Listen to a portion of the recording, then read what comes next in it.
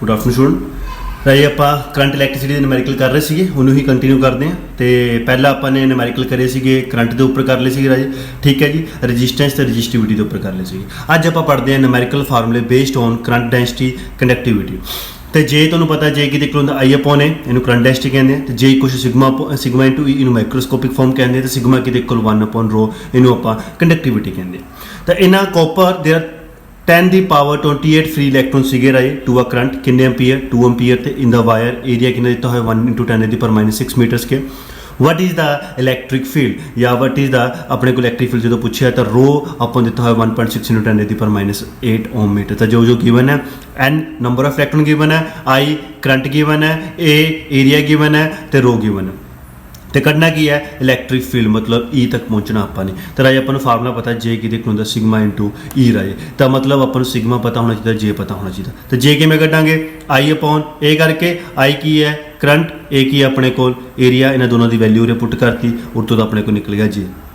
फिर कि लोड़ से सिग्मा सिग्मा कि देखो 1 अपॉन रो, रजिस्टिविटी भी तुम गिवन सी तो सिग्मा निकल जूगा। जे तो सिग्मा निकल गया, इस फार्मूले में वैल्यू पुट कर दो तो ई निकल जूगा राजे, ठीक है जी।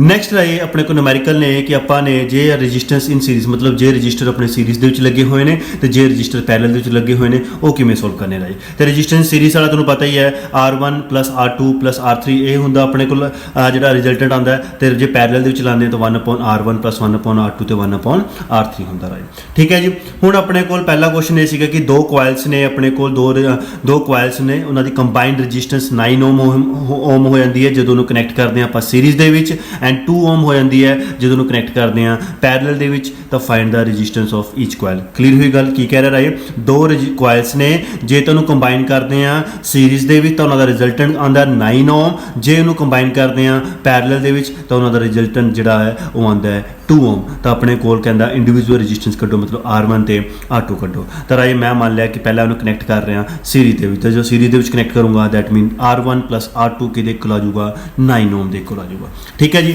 नैक्सट अपने को आता है कि जो अपन कनैक्ट करांगे पैरल तो पैरल कनैक्ट करांगे 1 अपॉन R1 1 अपॉन R2 राजे उरे मिस्टेक बहुत होंगी है 1 अपॉन RP उरे बच्चा 2 के एक रख लेना नहीं पर 1 अपॉन 2 के एक रखना क्योंकि जी टोटल रजिस्टेंस है पैरल की वो कितनी है 2 आ रहा है। फिर एल्शियम लिता ये R1 बन गया, ये R2 बन गया, नीचे R1 × R2 हो गया। R1 + R2 की वैल्यू कितनी होंगी है 9, इनू क्रॉस मल्टीप्लाई किया तो R1 R2 की वैल्यू आ गई 18 ओम। तो को दो इक्वेशन बन गया, एक R1 + R2 = 9 ओम, एक R1 तो R2 की देखो 18 ओम। तो एक फार्मूला लाया रहा R1 - R2 की स्केयर की देखो होंगे R1 + R2 की होल स्केयर -4 R1 R2 और R1 + R2 की वैल्यू पुट करती दोनों साइड आप पुट करके और R1 - R2 की स्केयर की देखो आ गया 9 देखो आ गया तो R1 - R2 की देखो आ गया 3 देखो आ गया। तो आह इक्वेशन तो एक पिछली इक्वेशन अपन पता है कि 9 देखो इन्हें दोनों ने सोल्व कर लियो और तो R1 तो R2 जो है आ जाऊगा राजी, ठीक है जी। एक क्वेश्चन इस तरह भी आ सकता है कि दो कोयल ने दो कोयल अपन कंबाइन करके मतलब रजिस्टेंस 9 ओम आ रही है, मैक्सिमम रजिस्टेंस 9 ओम आ रही है तो मिनिमम रजिस्टेंस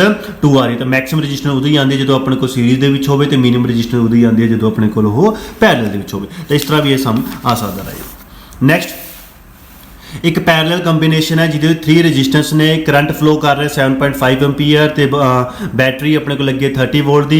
तो दो रजिस्टेंस अपने को गिवन है, एक R1 तो एक R2 तो थर्ड रजिस्टेंस तुम कैलकुलेट करनी है राइट। सब तो पहला I गिवन है, V गिवन है, R1 गिवन है, R2 गिवन है, R3 तुम कैलकुलेट करना है। तो सब तो पहले अपने को R कैलकुलेट कर लियो, R की देख लो टोटल रजिस्टेंस सर्किट की कैलकुलेट कर लियो। टोटल रजिस्टेंस कि कैलकुलेट करोगे V अपॉन I करके, V 30 वोल्ट दिता है, I 7.5 एम्पीयर दिता और पुट कर लियो तो R आ जाएगा तुहाडे कोल 4 एम्पीयर। तो तुम्हें पता है इधर तीनों कादे विच कनैक्ट किए सी आपां पैरल दे विच तो 1 अपॉन RP की देख लो जाऊगा 1 अपॉन R1 1 अपॉन R2 तो 1 अपॉन R3। RP जगह वैल्यू पुट करती, R1 की जगह पुट करती, R2 की जगह पुट करती तो R3 तो डोरे ईजिली की हो जाऊगा फाइंड आउट हो जाऊगा, ठीक है जी। एल्शियम लेके तुम R3 की वैल्यू कैलकुलेट कर लो। ये हुण राजे कुछ सर्किट आ गए, सर्किट जो है टोटल रजिस्टेंस करनी है, सर्किट तुम दिता होया राजे।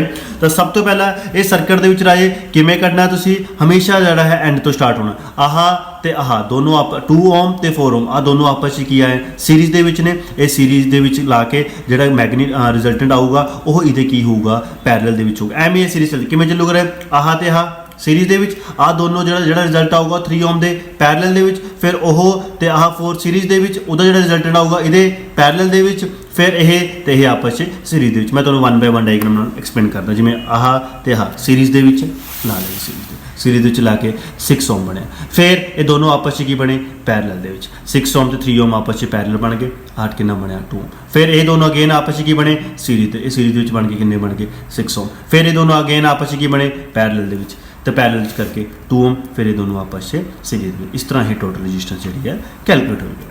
ओके, नैक्सट अपने को आह एक ट्राइंगल की फॉर्म च है, तो आ दोनों दिख ही रहे दोनों, आ दोनों आपस से सीरीज, इन्होंने जो रिजल्टेंट आऊगा इन्होंने दोनों का आपस से पैरेलल, फिर जो पैरेलल हो जाएंगे तीनों आपस की कर लोगे रजिस्टेंस। तो आही किया 10 ओम तो 10 ओम आपस की है रहे सीरीज के, फिर जो उन्होंने रिजल्टेंट आया 10 ओम के की हो गया पैरेलल, फिर पैरेलल तो बाद तीनों की हो गए सीरीज के, क्योंकि ये ब्रांचिज जी डिवाइड नहीं हो रही, इस करके इक्को लाइन चल रही हैं, तो दैट मीन की है सीरीज के रही। सिमिलरली अपने को यह है, ये सर्कल है 2R 2R 2R रहे, ये अपने को ब्रांचिज के डिवाइड, देखो आ ए आ सी आ डी, ये फिर तीनों आपस में किसी हो जाएंगे पैरेलल के हो जाएंगे, इस करके अपन इन्हें अरेंज कर लाँगे पैरेलल के अरेंज कर लाँगे। ठीक है जी, एक कहा जी टोटल रजिस्टेंस करनी है अपने को, टोटल रजिस्टेंस आ अपने को 4 अपने को व्हीटस्टोन ब्रिज दिख रहे हैं, तो एक व्हीटस्टोन ब्रिज चक लो रहे, तुहानूं पता यह तो यह आपस से सीरीज के होंगे ने, फिर ये दोनों आपस से सीरीज के, ये दोनों आपस की होंगे पैरेलल। एक का कढ़ लो राजे, एक का टोटल रजिस्टेंस आई जिवें कढ़ के दिते 5/12, यह जी किन्ने केस ने 4 नाल की करा लो मल्टीप्लाई, तो ये टोटल रजिस्टेंस तुहाडे कोल आ जाएगी राजे। ठीक है जी, ये सी अज अपने को कुछ सर्कट डायग्राम के बेसिस के उपर रजिस्टेंस कढ़ी आपां ने, फिर आपां करांगे राजे क्विच ऑफ ला के उपर, फिर तुहाडे न्यूमेरिकल पार्ट खत्म हो जाऊगा, फिर आप थर्ड यूनिट स्टार्ट करांगे जिसका नाम है मैग्नेटिज्म। Okay, thank you.